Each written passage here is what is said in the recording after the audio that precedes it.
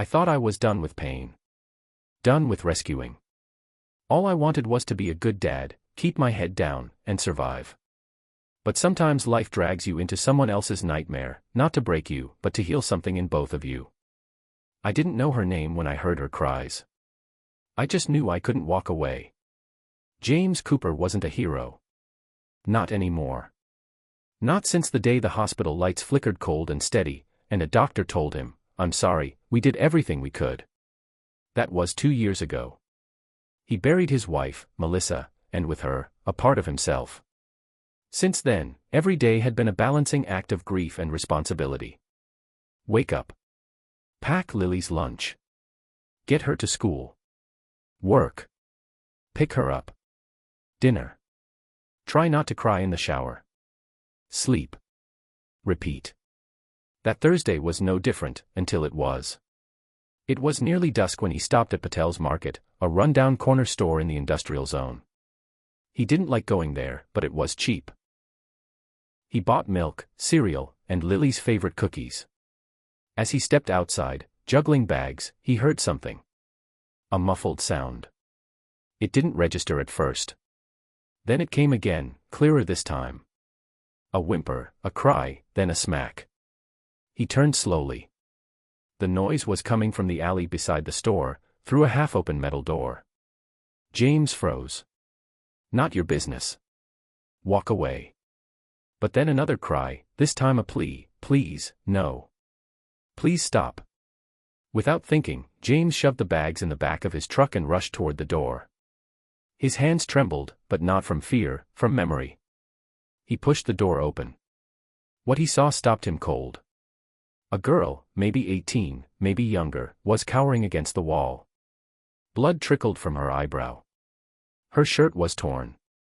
A large man, maybe in his 30s, was towering over her, arm raised for another blow. "Hey!" James roared. "Stop. Right now." The man flinched, turned, and hissed, "Walk away, man. This ain't your problem." James stepped forward, fists clenched. "You got 3 seconds to leave before I make it my problem." There was a tense silence. Then the man spat at the ground and stormed off, muttering, "She's crazy anyway. Worthless trash." James didn't chase him. He dropped to one knee beside the girl. She flinched. Hey, I'm not going to hurt you," he said softly. "You're safe now. My name's James. Can I help you?" She blinked at him, confused, then passed out in his arms. Later that night, James laid her gently on his old couch. Lily watched from the hallway, wide-eyed. "Is she okay, Daddy?" "I think so, sweetheart. She just needs rest." "Did a bad man hurt her?" James hesitated. "Yeah. But he won't anymore." The girl woke up hours later. She panicked, then settled as James offered her water. "What's your name?" he asked. "Maya." "Do you want me to call someone?" "The police." "A family member?" "No one," she whispered. "There's no one left." James didn't press. He recognized the hollow look in her eyes, the look of someone who had been abandoned. Days passed. James expected Maya to leave, but she didn't. She stayed on the couch. Slept curled up like a cat. She barely spoke. Ate little. But she stayed. And Lily? She was enchanted. "Is Maya going to be my sister?" she asked one night. James smiled. "She's just a friend, baby. But she smiles at me like Mommy used to." "That's good, right?" James said nothing. Then came the breakdown. One night, James found Maya sitting on the kitchen floor, shaking, crying into her knees. "I can't do this," she sobbed. "I'm not normal. He's going to find me. I'm not safe here. I'll ruin everything." James knelt beside her. "Maya. I know what it feels like to be broken. But you're not alone anymore. You don't have to fight alone." She looked up at him, mascara smudged, tears streaked. "Why are you helping me? You don't even know me." "Because," James said quietly, I wish someone had done the same for Melissa when she was struggling. And because Lily thinks you're magic. Anne. Because maybe I see something in you. Strength you don't see yet. The truth comes out. Weeks later, Maya finally told her story. Her stepfather had abused her since she was 13. Her mother turned a blind eye. At 17, Maya ran.